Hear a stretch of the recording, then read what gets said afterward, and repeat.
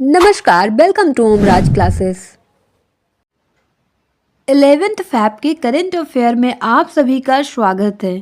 First question is how many times has NBCC India limited been certified as a great place to work.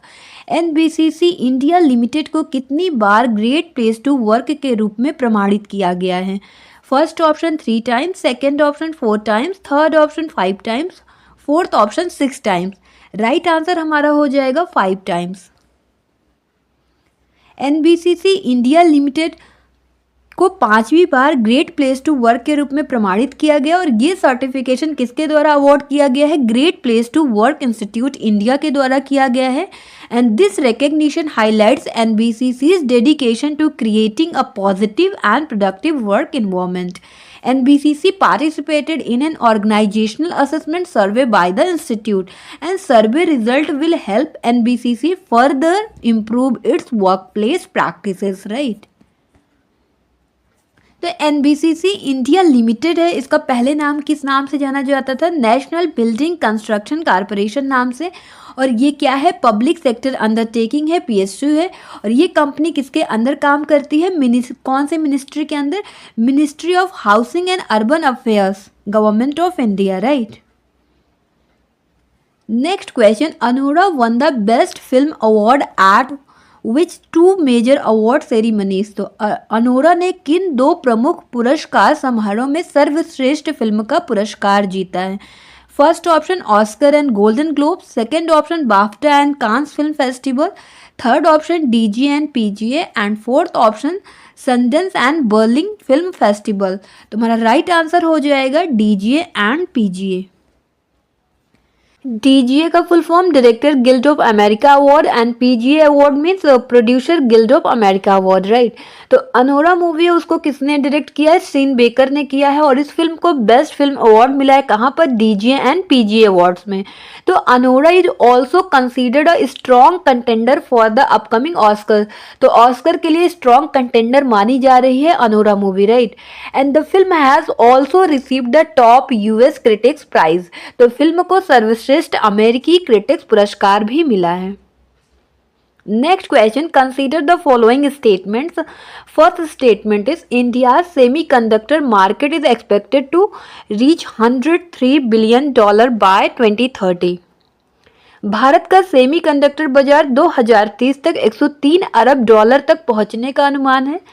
Second statement, the highest demand for semiconductor is in mobile, IT and industrial applications. तो mobile, IT और औद्योगिक अनुप्रयोगों में semiconductor की सबसे अधिक मांग है। Select the incorrect answer from the codes given below. तो क्या पूछा गया? इनकरेक्ट आंसर, और ये स्टेटमेंट दिया गया है। फर्स्ट हमारा स्टेटमेंट कहता है कि सेमीकंडक्टर जो मार्केट है वो एक्सपेक्ट कितना रीच करने का हो रहा है? $103 बिलियन। कब तक? 2030 तक। तो हमारा फर्स्ट स्टेटमेंट करेक्ट है। और second statement, highest demand semiconductor का कहाँ है? Mobile, IT and industrial application में। तो सेकंड स्टेटमेंट भी हमारा करेक्ट है। क्वेश्चन पूछा जा रहा है इनकरेक्ट आंसर, तो दोनों आंसर हमारा करेक्ट है। तो राइट आंसर हो जाएगा नाइदर 1 नॉर 2। इंडिया का सेमीकंडक्टर मार्केट तेजी से बढ़ रहा है और एक्सपेक्ट किया जा रहा है कि $103 बिलियन हो जाएगा। कब तक? 2030 तक हो जाएगा। एंड हाईएस्ट डिमांड कहाँ से है सेमीकंडक्टर का? Mobile, IT and industrial application में है।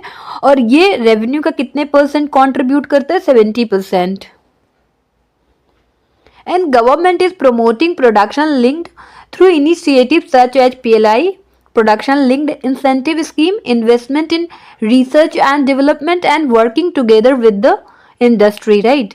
And Indian Electronics and Semiconductor Association IESA के मुताबिक पिछले 1 साल में सदस्य कंपनियों ने $21 अरब से अधिक का निवेश किया है, जिससे इस क्षेत्र को और मजबूती मिलेगी। और India is still dependent on import, but efforts are being made to become self-reliant under the Make in India initiative। तो भारत अभी भी आयात पर निर्भर है, लेकिन मेक इन इंडिया पहल के तहत आत्मनिर्भर बनने की कोशिश की जा रही है।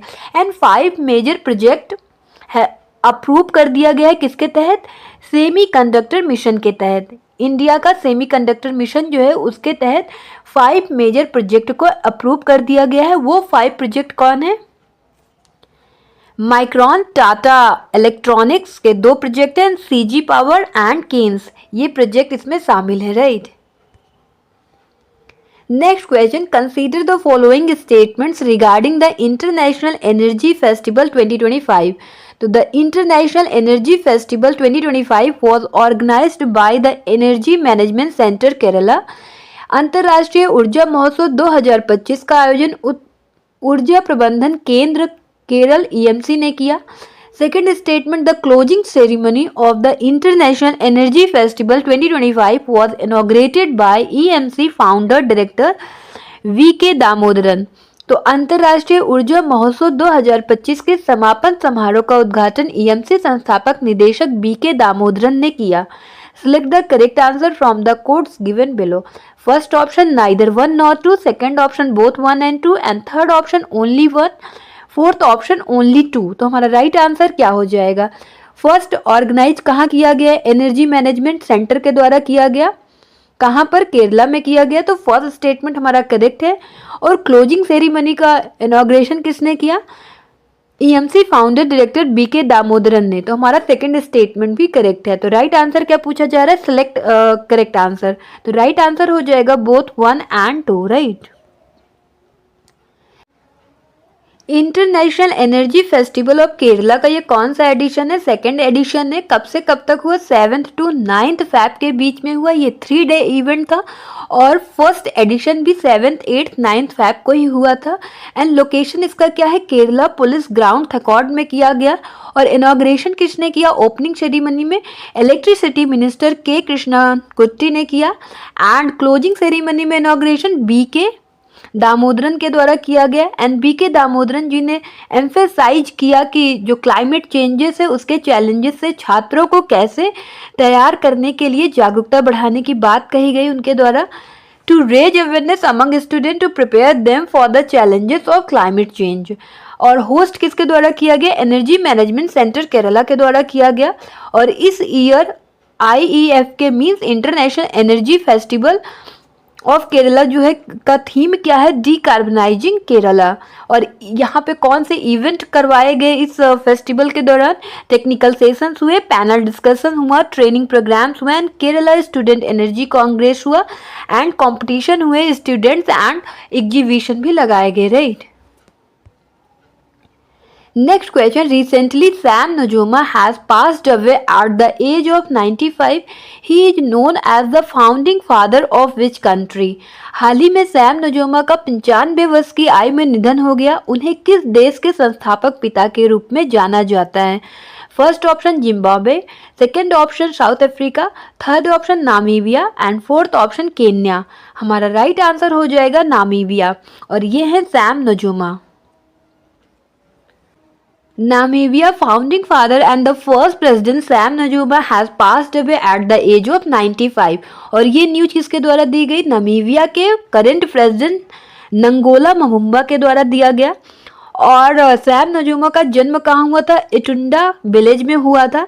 एंड ये की फिगर है Namibia fight for independence, the revolutionary leader who guided Namibia to independence from apartheid South Africa in 1990। तो एटुंडा गांव में जन्मे नजूमा नामीबिया की स्वतंत्रता की लड़ाई में एक प्रमुख व्यक्ति थे।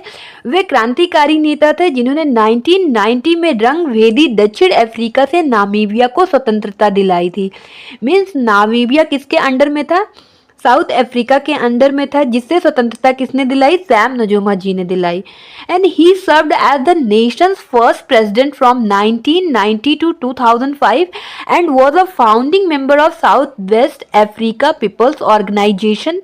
और ये पार्टी कौन सी पार्टी है जो आज़ादी के बाद से अभी तक गवर्न कर रही है नामीबिया में, right.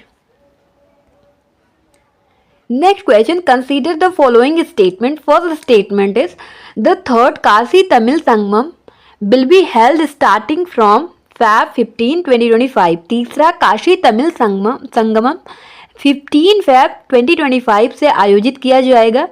And second statement, the theme of this year Kashi Tamil Sangamam इस सेज तिरुवल्लुवर, इस वर्ष के काशी तमिल संगम की थीम है संत तिरुवल्लुवर है। Select the correct answer from the codes given below.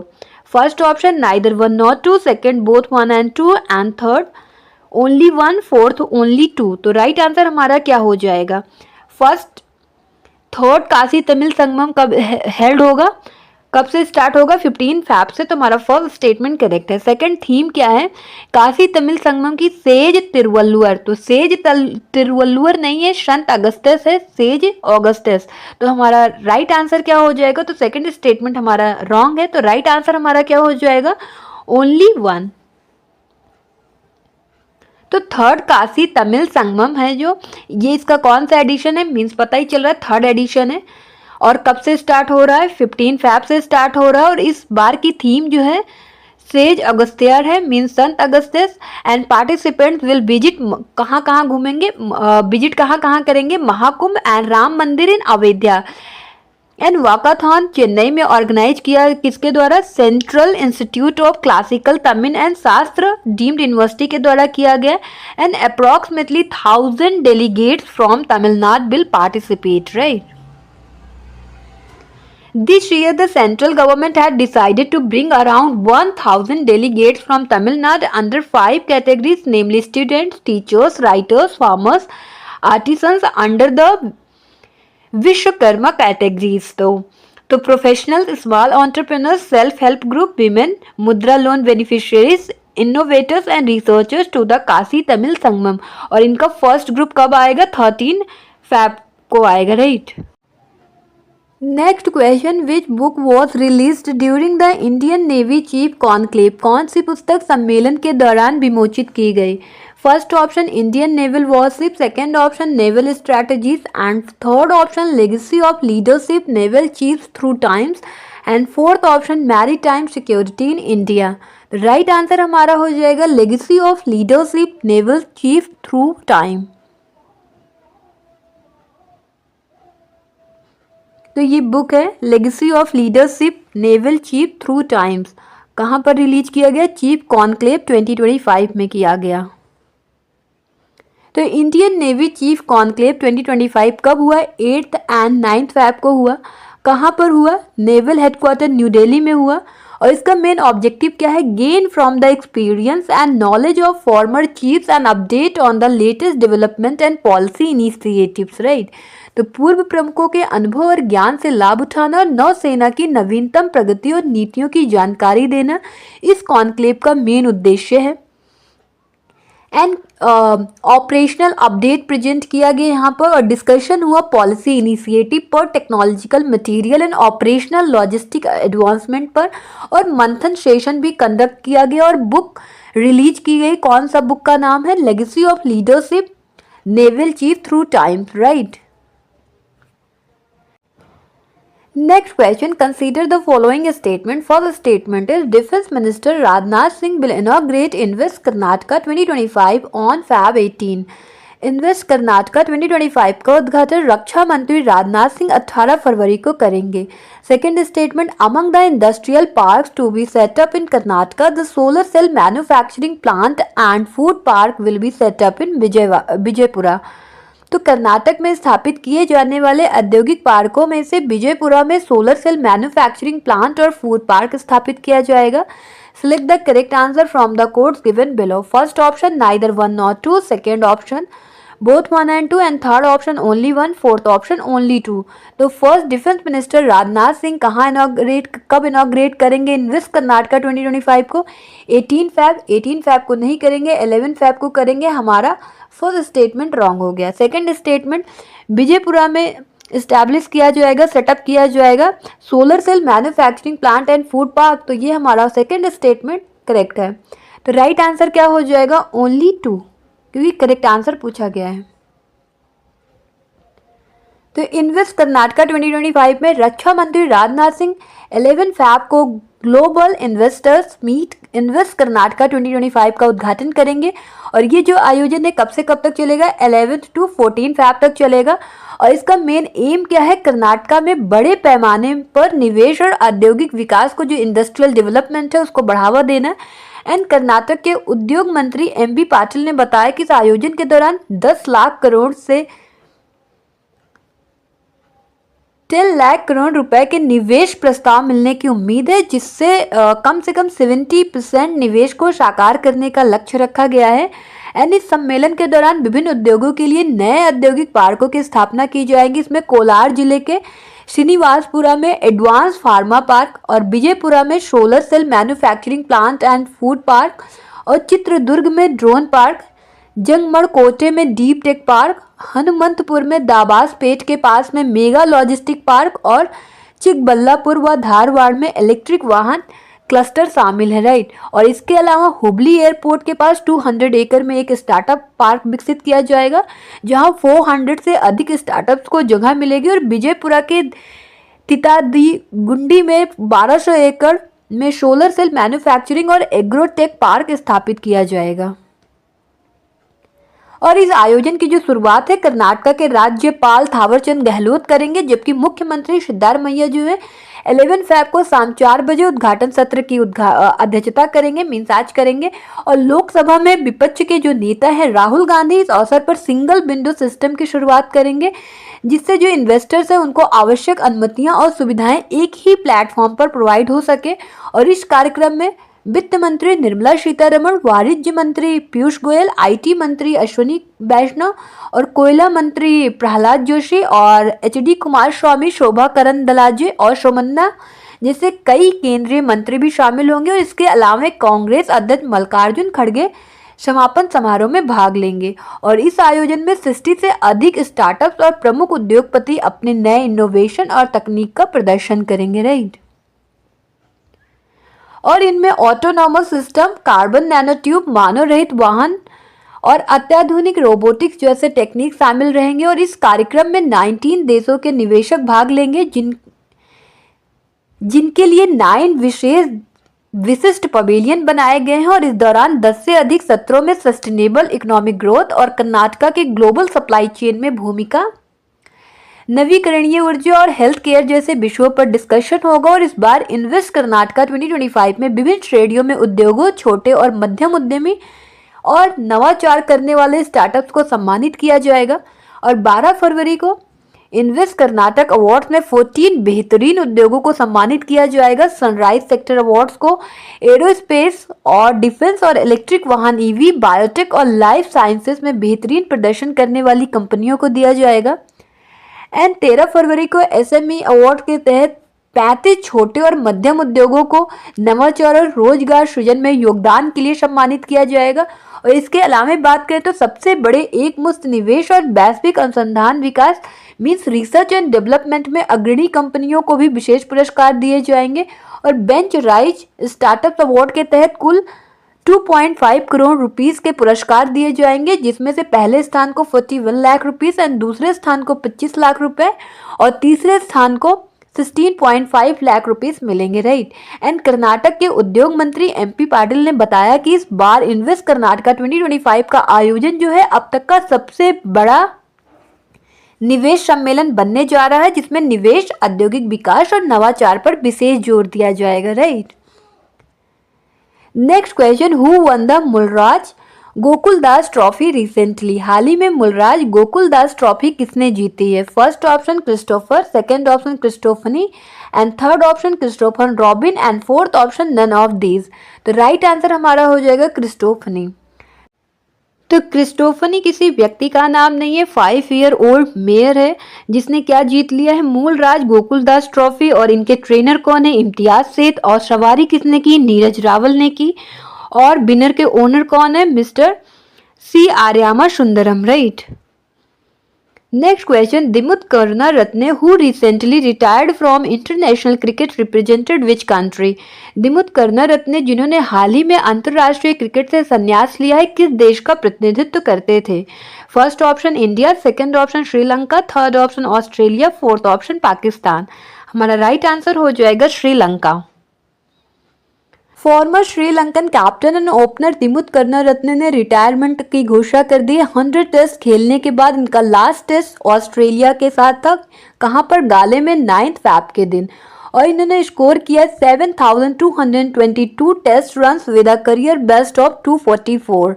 तो 244 के सर्वश्रेष्ठ स्कोर के साथ 7,222 टेस्ट रन खेले हैं और 30 टेस्ट खेले किसके बीच में, 2019 टू 2023 के बीच में खेले हैं। He also played 50 ODIs, scoring उसमें कितना रन बनाया, 1316 रन, राइट।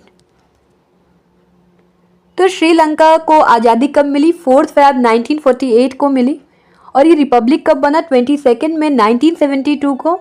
और इनका करंट कॉन्स्टिट्यूशन जो चल रहा है वो कब का है, 7 सितंबर 1978 का।